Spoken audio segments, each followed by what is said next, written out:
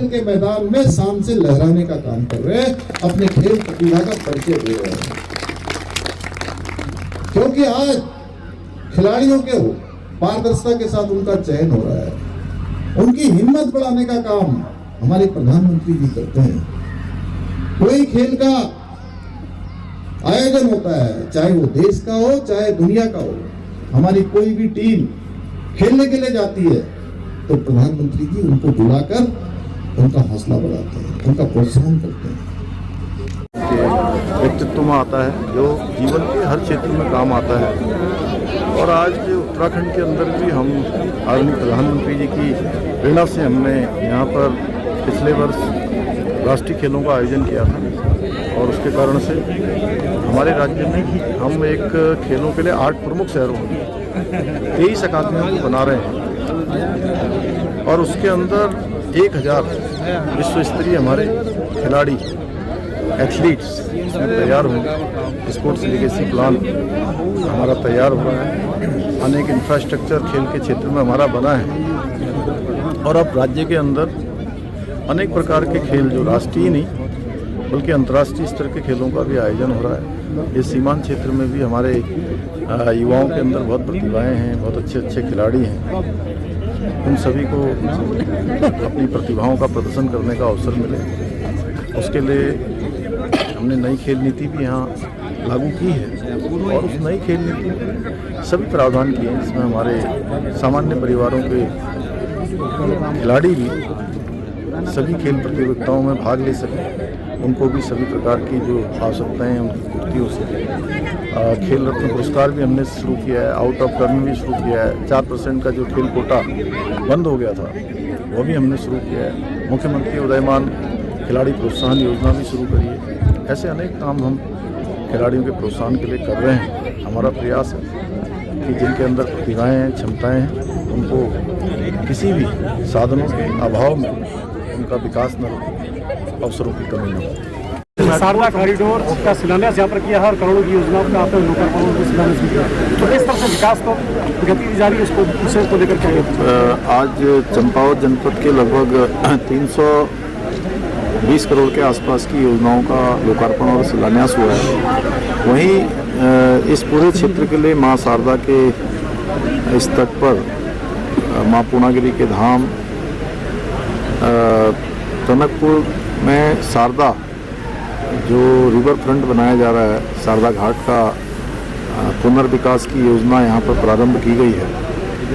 ये योजना बहुत महत्वपूर्ण योजना है और इस योजना के बन जाने से इस संपूर्ण क्षेत्र का, चूँकि लगभग 200 किलोमीटर की परिधि के आसपास का क्षेत्र पूरी तरह से विकसित होगा। इस क्षेत्र में अनेक प्रकार की समृद्धियाँ आगे बढ़ेंगी, यहाँ का विकास आगे बढ़ेगा। नौजवान युवाओं को, महिलाओं को, स्थानीय व्यापारियों को रोजगार मिलेगा, स्थानीय आजीविका बढ़ेगी और पर्यटन बढ़ेगा। ये सभी योजनाएं समयबद्ध तरीके से पूरी हो जाएं, जल्दी से जल्दी पूरी हों, जिससे कि हमारा यहाँ का हर दृष्टि से विकास सुनिश्चित हो।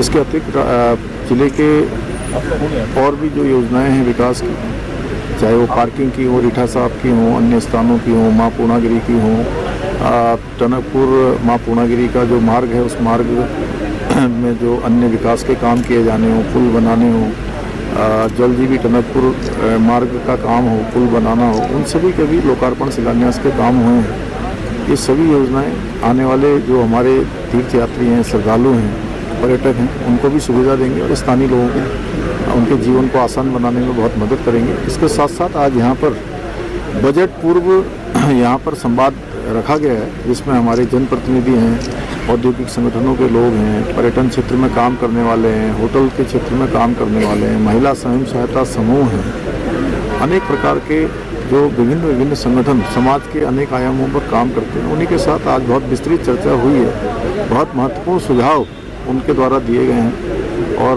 विकसित भारत का संकल्प जो आदरणीय प्रधानमंत्री जी के नेतृत्व में तेज़ी से आगे बढ़ रहा है, उसमें विकसित उत्तराखंड भी हो, आत्मनिर्भर उत्तराखंड भी हो और उत्तराखंड का भी उसमें योगदान हो।